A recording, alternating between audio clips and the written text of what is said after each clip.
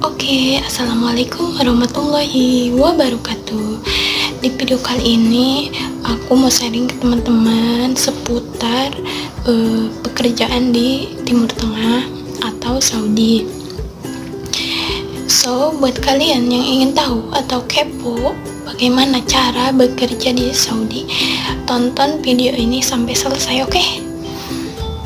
Oke, jadi teman-teman tahu nggak, aku nge-vlog ini jam 6:30 pagi. Aku baru bangun, maksudnya bukan baru bangun tapi belum memulai bekerja, baru menyiapkan baju-baju sekolah, sarapan, baru gitu, belum beres-beres. Jadi ya kalau misalkan gimana, mohon maaf. Oke teman-teman, jadi aku dulu berangkat ke Saudi pada tanggal 4 November 2018 dan sekarang sudah tanggal 5 November 2019. Jadi menghitung beberapa hari lagi aku genap 1 tahun di Saudi. Nah, bagi teman-teman yang belum tahu, kontrak kerja di Saudi itu 2 tahun. Jadi banyak teman-teman, sahabat tetangga yang nanya sama aku, lah kok bisa berangkat ke Saudi, bukannya Saudi itu udah ditutup. Nah, jadi sekarang aku mau jawab pertanyaan kalian. Jadi emang pernah tutup, tapi sekarang sudah buka, namun beda peraturannya. Kalau sekarang itu peraturannya sistem syarikah, kalau dulu kan kayak calling visa ya, jadi dijemput sama majikan langsung.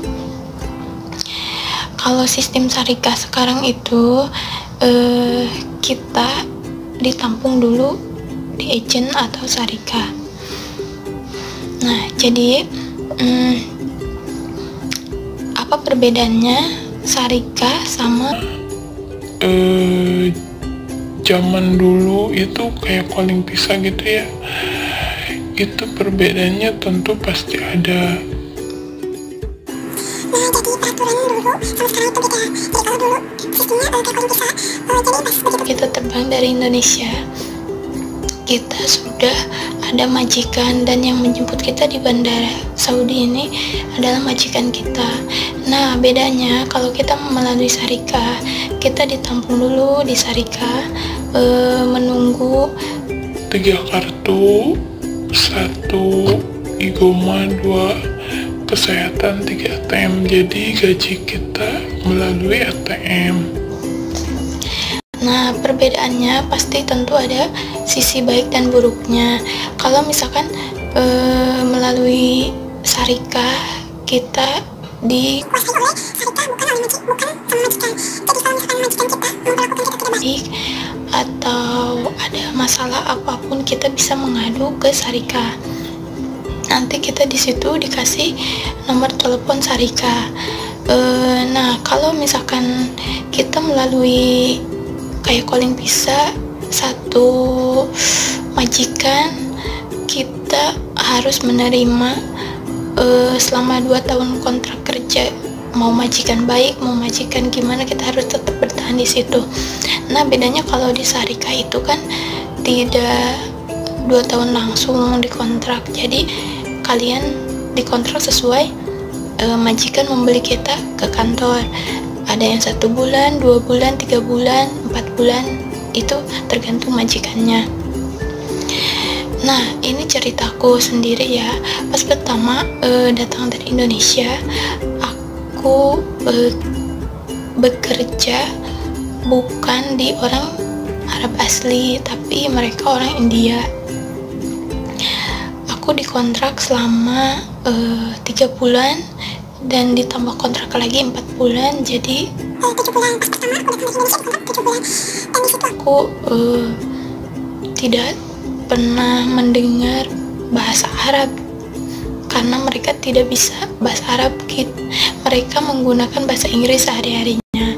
Jadi Jadi aku nggak tahu kan, ini bekerja di Saudi tapi aku nggak tahu ya bahasa Arab apaan, apa gimana, nggak pernah dengar bahasa Arab. Jadi pas aku pulang ke kantor, teman-teman ngomong bahasa Arab, aku nggak ngerti sama sekali karena aku nggak pernah dengar bahasa Arab gitu. Dan banyak yang tanya, kenapa aku 7 bulan belum bisa sedikit pun gitu. Kata aku, ya aku nggak pernah dengar bahasa Arab gitu. Sehari-harinya mereka menggunakan bahasa Inggris. Nah, jadi bagi teman-teman gak usah takut sekarang ke Saudi, karena sistemnya kebanyakannya melalui syarikat. Jadi perbedaannya mungkin gini, kalau seperti calling pisah atau majikan yang satu langsung 2 tahun gitu, mungkin gajinya lebih besar karena yang menanggung semuanya adalah majikan. Kalau melalui syarikat itu kan melalui agensi ya, jadi kita ditanggung oleh pihak kantor. Jadi biaya igoma itu seperti KTP kita di sini ya, kesehatan, ATM mungkin dipotong itu ya buat administrasi itu. Jadi bagi kalian yang berminat bekerja di Timur Tengah, Saudi Arabia, jadi nggak usah takut lagi, sekarang kita dilindungi. Jadi kalau misalkan majikan kalian tidak baik, memperlakukan yang tidak sewajarnya, kalian bisa mengadu ke pihak syarikat.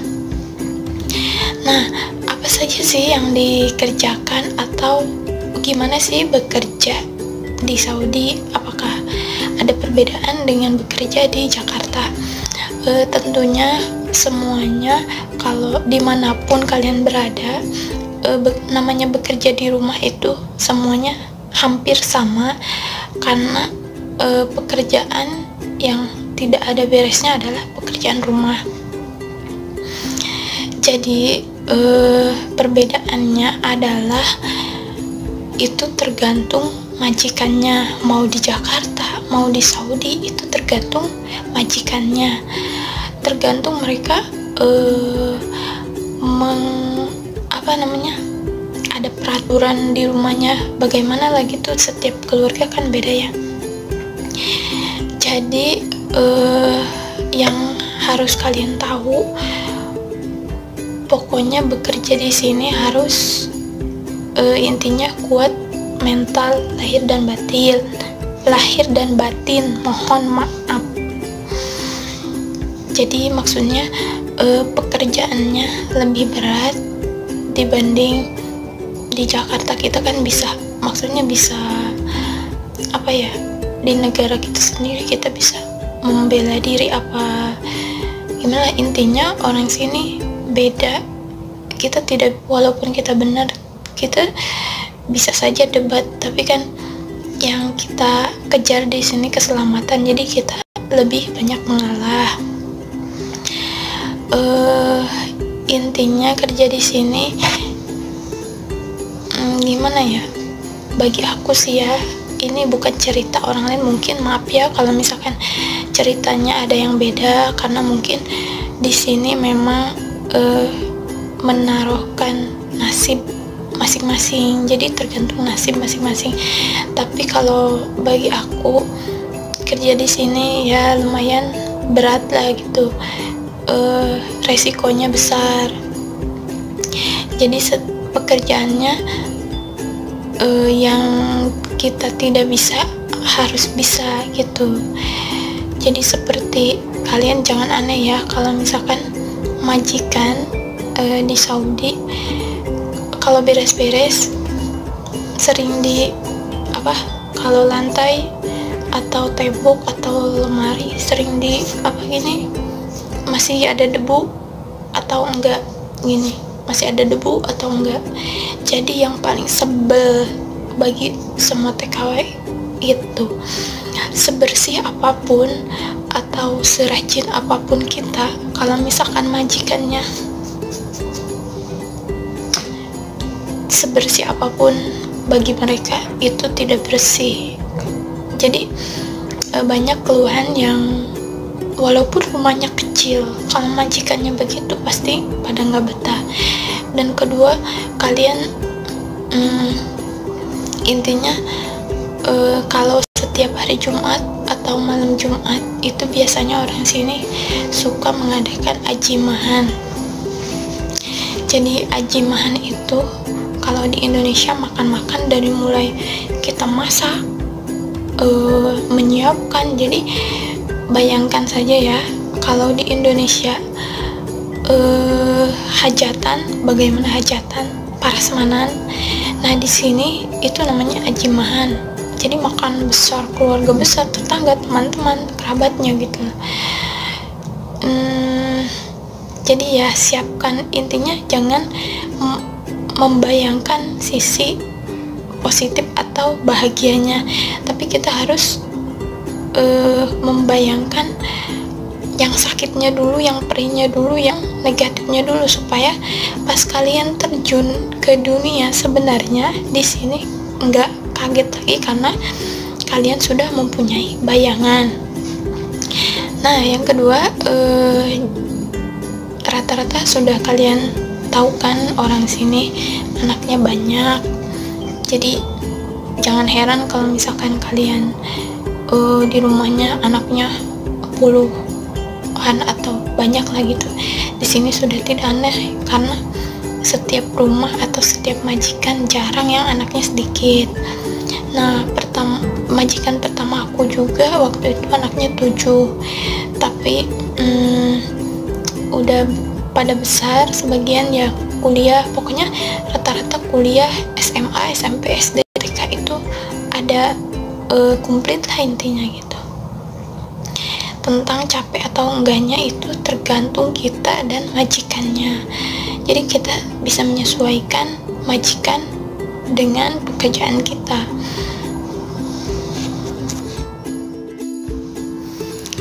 Oke teman-teman, mungkin video aku atau sharing aku segitu dulu aja ya. Dikarenakan aku ini sudah mulai jam 7:30 pagi, jadi aku harus bekerja. Insya Allah nanti aku bikin part 2 nya ngobrol-ngobrol seputar bekerja di sini yang lebih luasnya lagi atau lebih panjangnya lagi ya, karena mohon maaf atas keterbatasan video ini. Dengan segi kesederhanaan atau memang benar-benar seadanya ya, namanya kerja di rumah kalian juga tahu kan segimana ribet. Jangan jadi kalian sendiri aja, bagaimana tidak ada beresnya kan, apalagi di rumah orang. Jadi kita harus menampung atau banyak-banyak sabar, bawa sabar dari Indonesia ya. Jadi mohon maaf atas keterbatasannya, atau mungkin penjelasannya kurang dipahami atau ada yang salah, mohon dimaafkan. Karena ini menceritakan pengalaman saya sendiri, tentunya kita mempunyai pengalaman yang berbeda-beda. Jadi intinya buat kalian yang berniat ke luar negeri, kalian gak usah takut, bismillah aja, la haula ya.